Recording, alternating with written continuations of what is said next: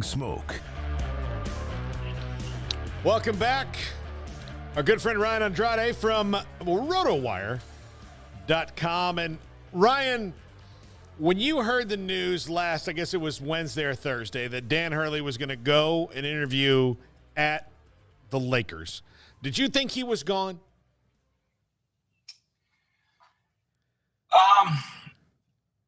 Honestly, it took me a while to sort of process it because it seemed like it kind of just came out of nowhere. I'm not super deep into the NBA, but last I heard was JJ Redick was their guy, and then the next week, they're wanting to talk to Dan Hurley about it. And I mean, listen, it made a lot of sense for them to at least try, with how far that he has brought this UConn team in his 6 years that he's been there. The types of actions that he runs on offense, just his creative mind and intensity, made a lot of sense.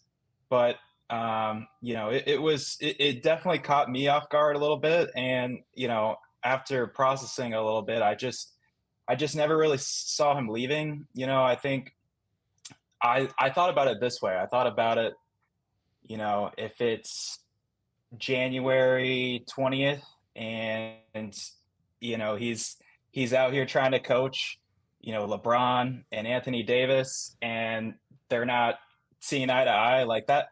That's one of those jobs that, obviously there's a lot of pressure as a UConn coach, but that's one of those jobs that like you almost feel like a little bit powerless because LeBron and some of those veterans are going to do whatever they really want to do. And sometimes you're just there. You're just a scapegoat. I mean, that's kind of what Darvin Ham was, the last couple of years that he was there. So I thought it would have been a really big challenge. And, maybe he does make the trip to the NBA, a few years down the line. But, the opportunity to come back and try to go for a three-peat is, that was just too good to pass up, I think.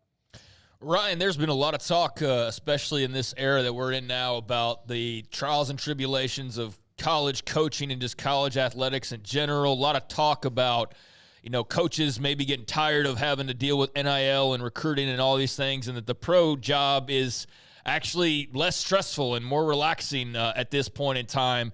But that wasn't, what Dan Hurley ultimately thought or not what he wanted to pursue. How big of a win do you just think this is in some ways for college sports and college athletics to see a guy remain in a sport despite all the chaos and craziness that is being reported about it at the moment? Yeah, I think honestly it is. I think you're right. I think it is harder being a college coach in this day and age with, recruiting, whether that's high school recruiting, whether that's recruiting in the transfer portal, whether that's recruiting amongst your own players and trying to convince them to come back. It's a year-round job. There's no time to rest really. And maybe you can get away with that a little bit. The front office is sort of handling more of the player acquisitions and whatever you want to call it for the NBA or the NFL. But yeah, I think it's definitely a huge one for college basketball to have, a personality and, a guy like Dan Hurley come back, for, less money. I think it's especially big when you consider some of the names that have left college basketball in the last, 5-6 years, Coach K, Roy Williams, Jay Wright, that, to lose another guy like that, college coaches are, the personalities with there being so much turnover with, freshmen leaving, transfer portal, teams don't look the same every year, but, the one thing that fans can, come back and look at is, the coaches are the same. And to have lost another guy like that would have really hurt, I think. But it's definitely a big win for, UConn, the Big East, and college basketball as a whole. For college basketball as a whole, I mean, this is shaping up, and I know that the transfer portal is a gigantic headache, but with UConn, coming back and Dan Hurley being there to go for the three-peat, you've seen what Kansas and Kansas State and Baylor and Houston and Arizona have all done in the transfer portal in the Big 12 to make that league stronger. You've got shakeups across the SEC, especially massive ones with John Calipari going to Arkansas and Mark Pope taking his place at Kentucky. This might be the biggest buildup we've seen for a season in quite a while. Yeah, I would agree with that. Yeah, there's just there's so many teams out there really, and this is the last COVID year, for college basketball as well, and college football obviously. So I thought it was always kind of weird, just having to figure out which guy has that extra COVID year and stuff when you're putting together projections and stuff for the upcoming season. But it's a good thing because college is keeping a lot more of their stars in the game now with NIL and transfer options, and especially in college basketball with the ability to test the NBA draft process. A lot of guys just do that, and I think there was like 80, 90 guys that recently withdrew from that just to get some feedback heading into this season. So yeah, there's a lot of teams right there. Kansas, Alabama, I think are sort of the two teams neck and neck for that top spot. And then, you got as many as, 5 Big 12 teams that are in that, top 10 mix. I think, UConn is right there too with some of the guys they brought in, some of the guys they brought back. So, yeah, we are definitely set up for a fun year. What do you think this means recruiting-wise for Dan Hurley, that he can now stand across and tell people you're better to me than LeBron James. I would rather be here than coaching the best basketball player of a generation. Yeah, not only that, he turned down the opportunity to be the highest paid coach in college basketball at Kentucky. So, you got two sides that you can sort of stand on. Mm-hmm. And yeah, definitely. I think, maybe there were some questions a few years ago about, is UConn, one of the blue bloods, that kind of came, relatively speaking, in the history of the sport, they kind of came on later, but 6 titles in the last 25 years, I think it is just insane to think about with, how much parity there is in basketball these days. So, yeah, that's just, that's definitely, that UConn head coaching job is definitely right up there with,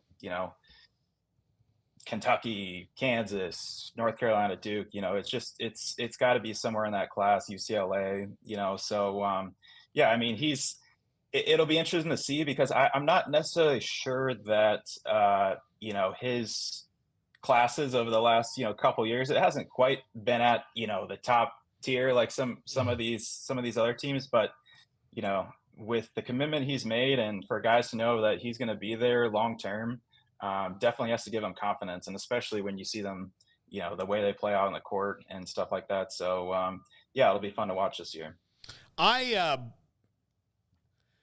I would think that he said he's interested in the NBA sometime in his future. It's not something he made a secret about. It wasn't something he made a secret about with his team when he went there to interview. He told them straight up and down, "I'm going to go talk to the Lakers and see what they have to say."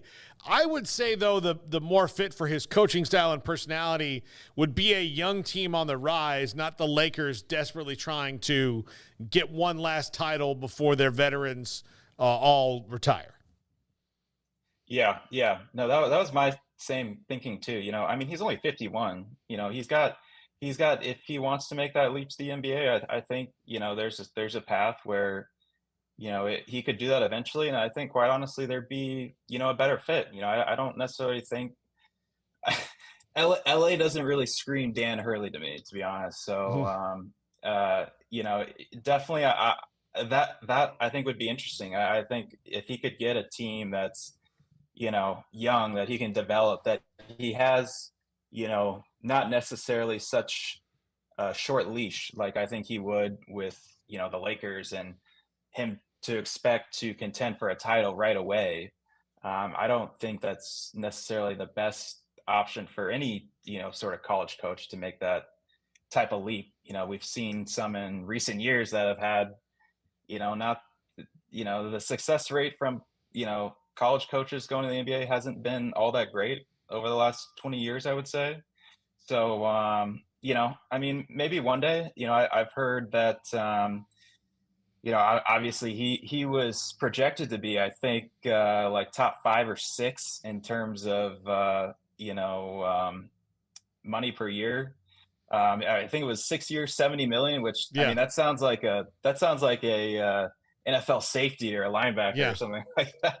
That just getting floated out there like that. But I mean, listen, that might be something that he wants to do down the road. But hey, if he stays in stores and he's winning 2 of the next 4, 5 years, winning titles, it'd be hard to leave for me too. So we'll see how that plays out. What team do you think has done the best rebuilding their roster? And it's still not over. Coleman Hawkins could I mean, he's gonna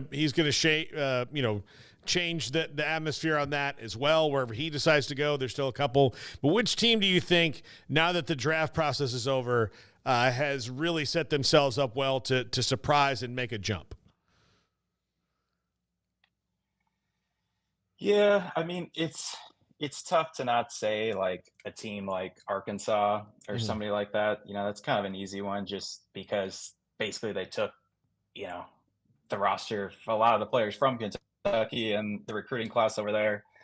So it's hard to not say someone like that. I think, obviously I'm a Kansas guy, so they had a lot of depth issues last season, and I think, bringing over a guy like AJ Storr, Rylan Griffin from Alabama, which still shocks me that he decided to leave the Tide after making a Final Four appearance. But, he's there. They got some good bench pieces. There's a lot of teams. Baylor is another one that I think did a really, really good job, bringing a experienced point guard like Jeremy Roach over. They got another good freshman class coming in, and there's a lot of depth on that team as well. So I think I'm looking at a lot of teams in the Big 12 to really challenge for that, and they've been sort of a lot of people have gotten on the Big 12, I would say, over the last decade, because I think over that period of time, if you just go by like a site like KenPom or something, clearly they are the best, strongest conference, but a lot of people like to look at the results of, a single elimination tournament, and sometimes, they're getting 1 or 2 teams to the Elite 8 or something like that when people are expecting them to get like half of them. And that's not always just realistic. So I think, this year, given the teams that are there, the guys that came back, I would not be surprised at all to see, maybe a couple Big 12 teams make the Final Four this year. Ryan Andrade of RotoWire. Ryan, you've got U.S. Open prep to do. I know. So I haven't even dived into it yet, but we'll talk to you again soon. Always love having you on, man. And talk to you again. Sounds good, guys. Have a good one. Ryan Andrade of RotoWire.com. And yeah, it's we talked about it a little earlier in the show. And Craig, I do want to get your thoughts on the first